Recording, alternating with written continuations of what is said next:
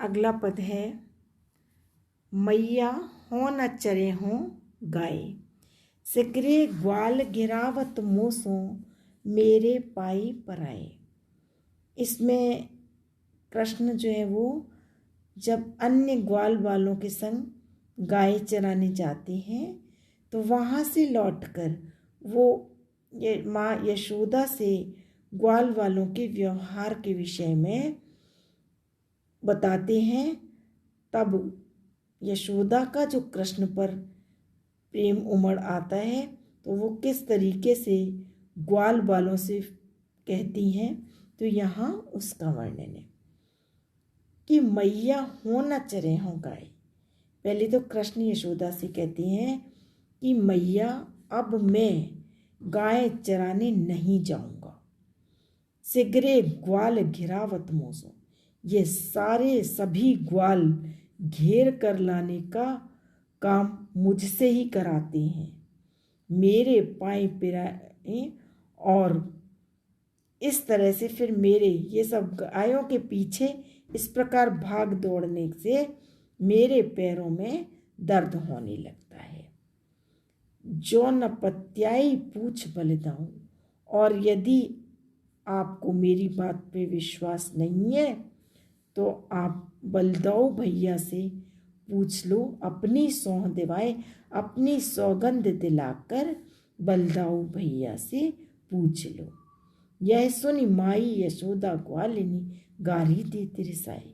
बालक कृष्ण की यह बात सुनकर यशोदा नाराज होकर ग्वाल वालों को गाली देने लगती है कि मैं पठवत अपने लड़का को आवे मन बहराए, कि मैं तो अपने बालक कृष्ण को इसलिए भेजती हूँ कि ग्वाल वालों के संग जाकर अपना मन बहला कर आएगा।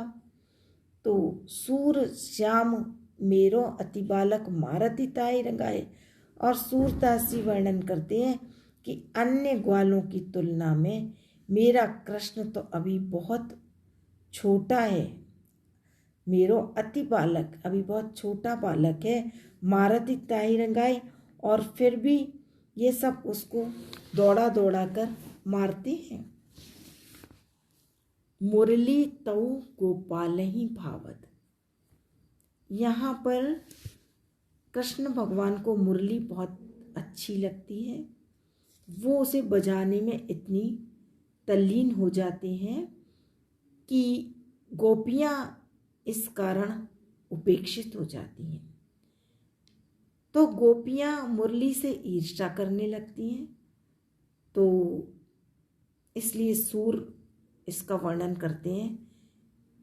तो वो सखी कहती है, गोपी एक दूसरी सखी से कहती है, मुरली तऊ गोपालई भावती, कि ये फिर भी कृष्ण को ये मुरली ही अच्छी लगती है। सुनिरी सखी जदपि नंद लालई नाना भांति नचावती। और वो कहती हैं कि सुनो, मुरली कृष्ण पर इतना अधिकार जताती है और उनको विभिन्न प्रकार से नाच नचाती है। राखती एक पाई ठाड़ो करी, एक पैर करके उनको खड़ा करती है, क्योंकि जब कृष्ण मुरली बजाते हैं तो उनका जो खड़े होने का तरीका है वो एक ही पैर पर रह जाता है। तो गोपियाँ इसी संदर्भ में कहती हैं वो सखियाँ कि उनको एक पैर पर खड़ा करके रखती है और अति अधिकार जनावती, और ऐसे अपना पूरा मानो उन पर अपना अधिकार जताने की कोशिश करती है। कोमल तन आज्ञा करवावती, कृष्ण के कोमल शरीर से अपने द्वारा आज्ञा करवाती है। और कटी टेढ़ो है आवती, और उनकी कमर को भी टेढ़ी हो जाती है, क्योंकि कृष्ण की जो मुरली बजाने का जो मुद्रा है उसका वर्णन किया है। तो उसमें इन्होंने गोपियों ने मुरली को दोषी ठहराया है। अति आधीन सुजान कनोड़े, और चतुर कृष्ण भी उनके इतने अधीन और कृतज्ञ हो गए हैं कि गिरधरी नारी नवावती, उसके सम्मुख अपनी गर्दन हिलाते रहते हैं। आपुन पौड़ी अधर सज्जा करे, और मुरली स्वयं तो कृष्ण के ओठों की सेज पर सोती है, और पर पल्लव पलटावती और कमल के समान कोमल कृष्ण के हाथों से अपने पैर दबाती है। यानी जब कृष्ण मुरली बजाते हैं तो उसके जो छेदों को दबा कर बजाते हैं, तो उसकी उपमा गोपियों ने पैर दबाने से दी है। और भ्रकुटी कुटिल नैन नासा पुट हम पर कोप करावती। फिर भी इतना ही नहीं, कृष्ण तो उस समय अपनी तिरछी भौएं और नाक के उनके वो नासाफुट, नाक के नथने जो है वो फूल जाते हैं, तो ऐसा प्रतीत होता है जैसे मानो कृष्ण क्रोध कर रहे हैं। और सामने गोपियाँ होती तो वो कहती ये मुरली हम पर क्रोध करवा रही है। सूर प्रसन्न जान एको क्षण धरते शीश डुलावती।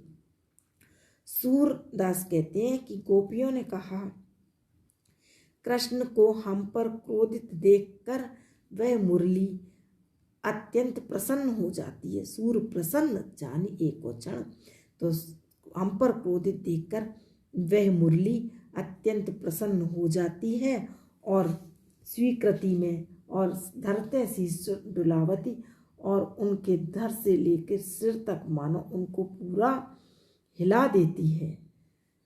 तो इसमें सूर ने मुरली बजाते समय गर्दन, कमर और पैरों का तिरछा होना, भौं का कुटिल होना आदि जो स्वाभाविक क्रियाएं होती हैं उसका चित्रण गोपियों ने किया है।